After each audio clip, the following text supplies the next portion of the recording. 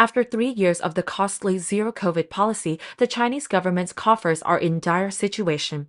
Accusations between the central government and local states are the order of the day. But what leeway does Beijing have left to avoid defaults and bankruptcies? Let's see.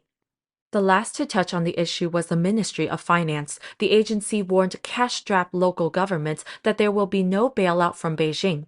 In response to a high-level advisory body, the ministry said it will deal with outstanding local debt, and I quote, in a law-based, market-oriented manner without resorting to central government bailouts.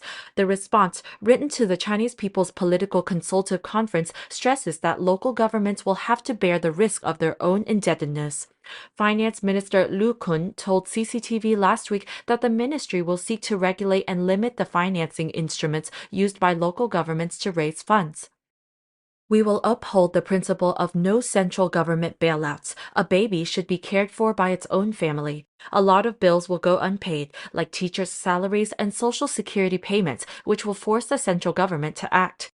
Recent press reports highlighted that Sichuan, Henan, Guangdong, Hunan, and Yunnan provinces are showing deficits of more than $40 billion each. Lin Yaling is a member of Taiwan's National Defense Security Research Institute. She does not believe the central government will allow local governments to go bankrupt because of the potential for widespread social unrest. Some local governments are already requiring civil servants to pay back the bonuses already paid to them, which will inevitably cause ill feeling among local officials, or are adding various types of fines which will fuel public resentment. Economist Li Henqing said the government's coffers had been depleted by the zero-COVID policy and by the allocation of military funds for an eventual invasion of democratic Taiwan. According to his calculations, the government has exhausted all of its resources minus a portion of the military budget set aside for attacking Taiwan.